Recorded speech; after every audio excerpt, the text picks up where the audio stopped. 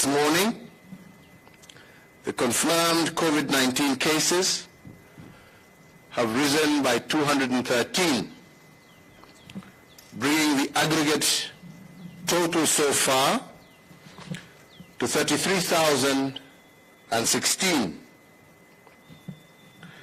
We mourn the 5 lives lost over the last 24 hours, as we indeed mourn the lives of all those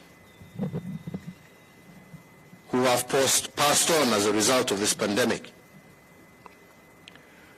Amid this tragedy, we are also remarkably thankful to God that we have, over the same period of 24 hours, recorded 241 recoveries, bringing our total number of recoveries to 19,296. So, fellow Kenyans, while we note the good progress that we have made so far in fighting this enemy, we must also acknowledge that this positive news is not a license for us to drop guard and backslide from our path of responsibility. Indeed, as I have mentioned in the past, we are fighting a war against an invisible enemy, and as we enter the 6th month of this war, we are also entering into a phase that is now being commonly referred to as the fog of war. In this phase, the combat arena should be increased in order to cope with the gradual shift of this pandemic to the counties. So therefore, dear friends, given this challenge, but also going forward to anchor universal health coverage in the expanding health architecture, I today direct as follows. And the first is that the Cabinet Secretary for Health, acting jointly with the Chairperson of the Council of Governors, shall constitute a national reference group on COVID-19 to review the efficacy of our response to this pandemic so far. The group should record lessons learned and feed them back into the sector nationally, but also in the counties. The group should also formulate strategies to identify our institutional weaknesses within our healthcare system at both tiers, both national but also county, and recommend also ways to increase the representation of county governments in the boards of healthcare agencies, and recommend ways in which our national responses to healthcare emergencies can be improved. The same national reference group on COVID-19 should position healthcare as a driver also to our manufacturing sector and our agenda by ensuring that preference is given to local manufacturers in the procurement of pharmaceuticals and non-pharmaceutical products, not just for this pandemic, but also taking into cognizance our universal health care agenda. The National Reference Group on COVID-19 should also expand their ongoing work and establish the Kenya COVID Vaccine Consortium,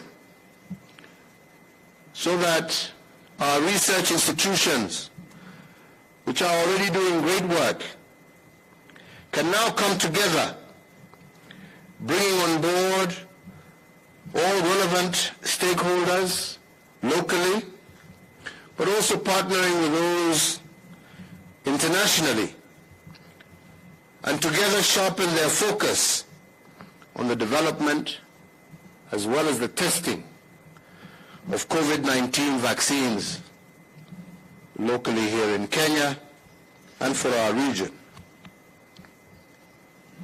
Next, following the allegations of impropriety at the Kenya Medical Supplies Authority, better known as KEMSA, the relevant investigative agencies of our country are currently fully seized with the matter. However, given the compelling public interest on the matter, the relevant agencies should expedite their ongoing investigations and conclude the same within 21 days from the date hereof. Fellow Kenyans, in line with my stated public policy on zero tolerance to corruption, I want to once again reiterate that all persons found to be prima facie culpable as a result of those ongoing investigations should be brought to book, notwithstanding their public office or their political, and for that matter, their social status. Fellow Kenyans, the pandemic before us poses an individual crisis. It poses a health crisis, but it also poses an economic crisis. If the cure for this crisis is civic responsibility, and indeed, I do believe we have and are doing well in that area, there are some good returns as well from our economic sector. While this pandemic continues to present us with various unprecedented challenges, we must also always remember that Kenya is a work in progress. And that is why, even as we face the challenges before us, we must also celebrate the good returns, even as we continue to battle the challenges before us. Since March of this year, I have given 10 addresses over the COVID-19 pandemic, and today marks the 11th one. And in the 10 addresses, I have made certain directives to cushion our economy and enhance the purchasing power of our people. The most notable one is the tax cuts that we announced at the very beginning of the pandemic in March of 2020. Those tax cuts have put a total of 47.8 billion shillings in the pockets of Kenyans. This, added to the additional 14 billion shillings of VAT refunds that I directed in the same month of March. We have in addition ensured that tens of thousands of Kenyans in need have also had access to direct intervention through weekly cash transfers to them and their families to ensure that the most vulnerable in our society are able to overcome and withstand this crisis. Added to this, we have the hundreds of thousands of Kenyans currently engaged in our kazi mtaani. Again, engaging and meaningfully engaging our young people in civic duty and responsibility across the length and breadth of our country. Indeed, reviewing the results today, I must admit that we have done much better than we expected.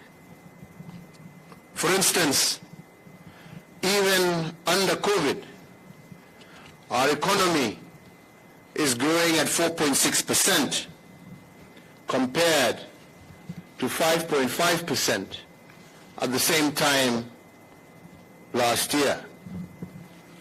When we look at our inflation numbers, they are lower today, standing at 4.4% compared to 6.3% during the same period last year.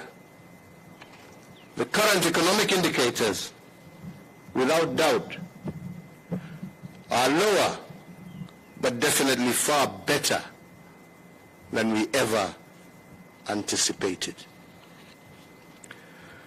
But the inspiring success amongst us, more than the numbers I'm quoting, have been those who have used the COVID crisis to reimagine their conditions.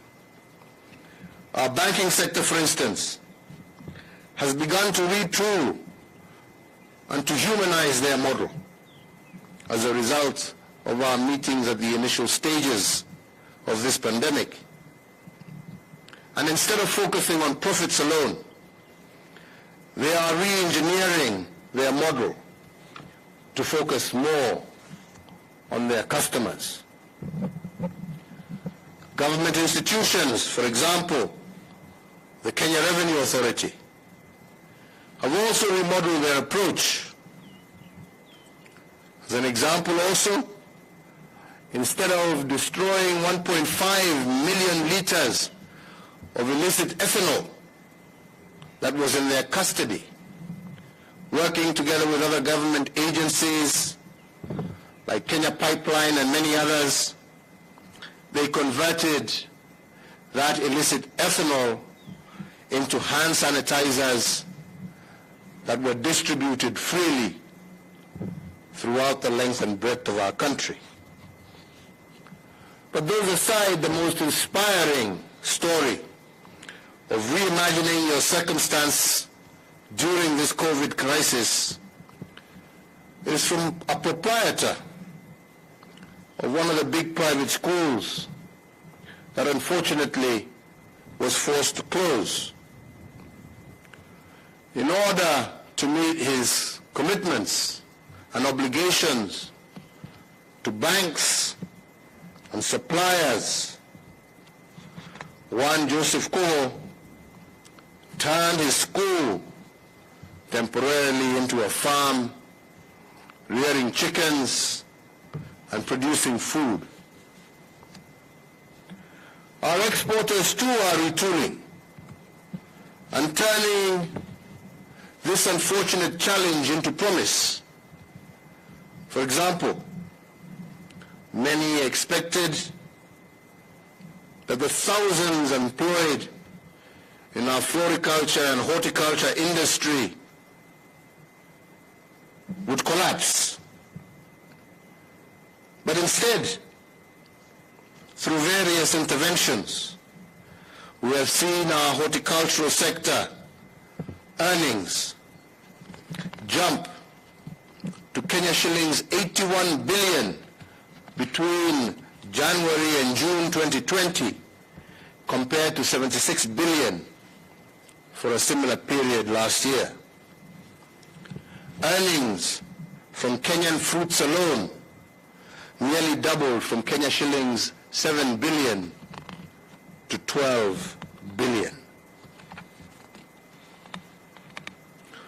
What these examples of retooling businesses in times of crisis teaches us is that a crisis represents both a danger but also an opportunity. And those who horrify themselves with danger unfortunately will not survive.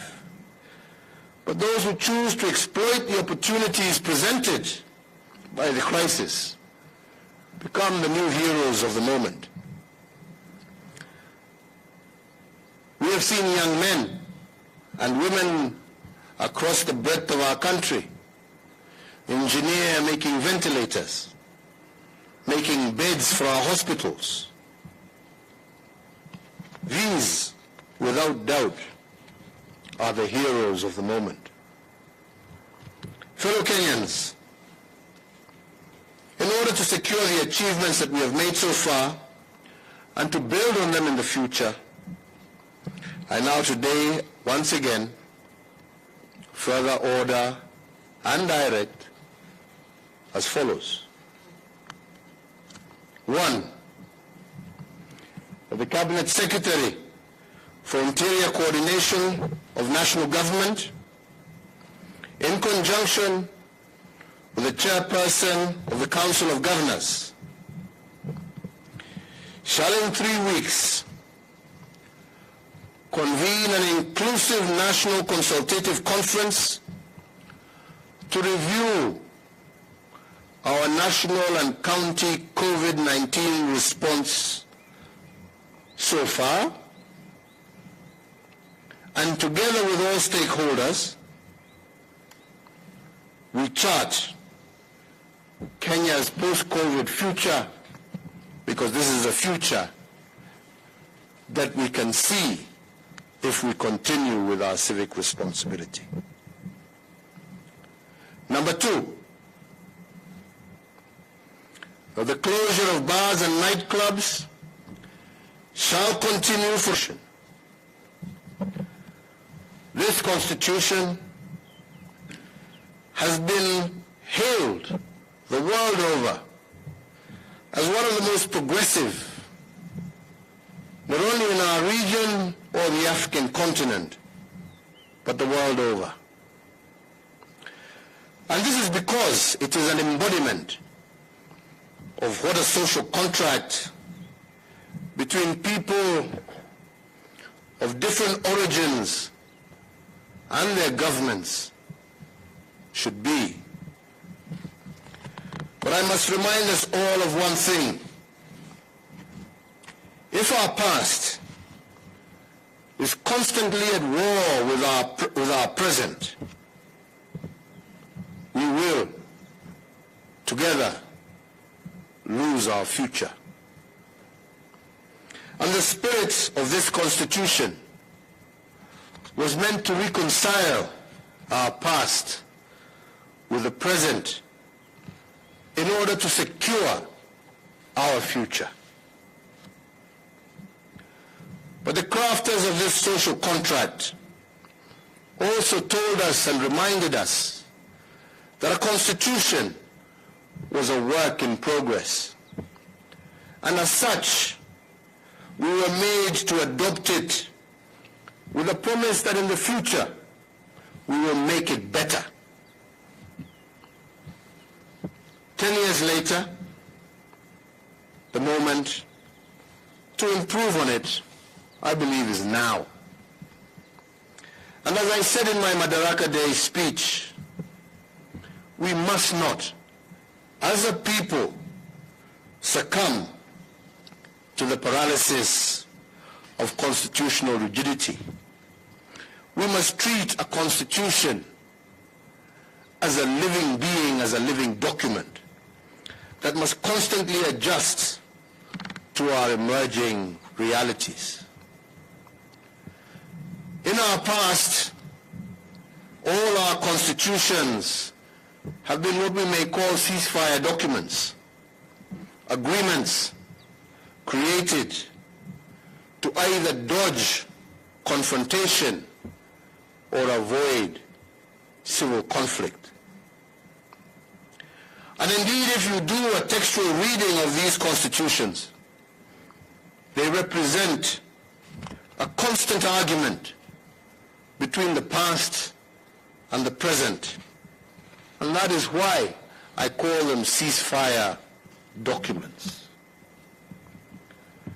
But 10 years After one of the most progressive constitutions, I believe the moment calls on us to do better. Instead of a ceasefire document that enforces a zero-sum game in which winner takes all and loser is expected to accept, the moment calls us to a new time. The moment calls us to create a constitutional order that will long endure and survive and not be a conflict-stopping constitution, but rather a future-building document. And on this, I want to emphasize to all of us that we must not go down a path of populism today, but let us choose a bold path, a path that will assure each and every Kenyan, regardless of where they come from, their social background, their ethnic background, their religious background, assure every Kenyan of sustained peace, security, and shared economic responsibility. Finally, fellow Kenyans, if we view our health crisis indeed first and foremost as a health crisis, but also switch our view and ask ourselves that this can also be looked at not just as a danger, but an opportunity, I do believe that we can completely rearrange our country. And we have seen it in the various new ways government are reorganizing ourselves, in the manner in which this crisis has forced us to focus on the most disadvantaged in our country, in the health clinics that we are building in our informal settlements, in the roads that we are building in our informal settlements where the majority of our people live, in the opportunities through Kazi Mtaani and many other government programs that we intend to initiate to support our young people, in the manner in which we are also reorganizing our government to take advantage of digital technology in the performance of our work and in our outreach. I do believe we can rearrange our country. I do believe that it is possible and that our constitutional architecture can be not a conflict resolution document, but a document that lays the architecture of our future heritage. And indeed, as Abraham Lincoln once said, the only way a people or a nation can predict the future is to invent it themselves.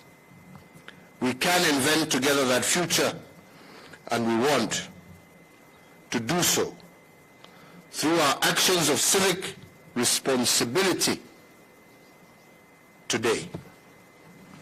May God bless you all. May God continue to bless this great Republic of Kenya. Asanteni sana, twashukuru. Wagona unataka kusema kitu? Your Grace, is there anything you may wish to add? Nyinyi nimesoma kwa niaba yenu. Yeah? So, asanteni sana, Mungu awabariki, tumeshukuru. Na nimesema baada ya wiki 3 tutakuwa na mkutano mkubwa ambao utahusisha wawekadau wote, county governments, serikali kuu, makanisa, mamisikiti na maimamu wetu, wafanyi biashara, civil society na wale wote ambao wana nia njema kwa taifa lao la Kenya kujadiliana yale ambaye tumeweza kutekeleza wakati huu mgumu wa COVID, na pamoja tupange yale ambaye tutatekeleza baada ya hii jangwa kutupita, na kujua ni kwa njia gani pamoja tutajiinua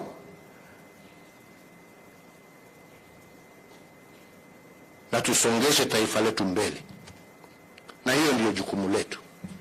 Na mimi nasema kwa wote, serikali yangu na msimamo wake uko, na sitabanduka ama kupinduka. Tumesema njia ya kuhakikisha ya kwamba tumeunda nchi ambaye itastahimili miaka na miaka na miaka baada sisi wengine kuwa tumewacha dunia hii, ni kuhakikisha ya kwamba tutatenda yale yote ambaye ni ya haki, na hayo haitafanywa kwa maneno duni ya siasa ya kujijenga leo. Yatatendwa na vitendo vya serikali zote mbili, serikali kuu na serikali zetu za mashinani, yale ambayo yatatendwa na viongozi wetu wa makanisa, yale ambayo yatatendwa na wakulima wetu. Maneno matupu haijengi taifa. Vitendo ndivyo vitaamua Kenya ya kesho itakuwaje. Wakenya tushirikiane, tupendane, tushikane, tuache chuki, tuache kutumia siasa kama mpira wapata nipotee. Tunataka sisi wote tupate. Tunataka sisi zote tuishi kwa amani. Tunataka sisi zote tuishi kwa umoja. Tukipigana na ufisadi, tupigane na ufisadi, na tupigane kwa njia haki. Na tukifanya hivyo, matokeo ya yale ambayo tutafanya kwa vitendo vyetu ndivyo vitahakikisha ya kwamba tuko na nchi ambayo sio sisi ambao tuko leo, lakini hata vizazi vijavyo vitasherehekea kusema ya kwamba tuliwaachia msingi wa taifa ya furaha na busara. Mungu awabariki na Mungu aendelee kuilinda taifa letu la Kenya. Asante sana.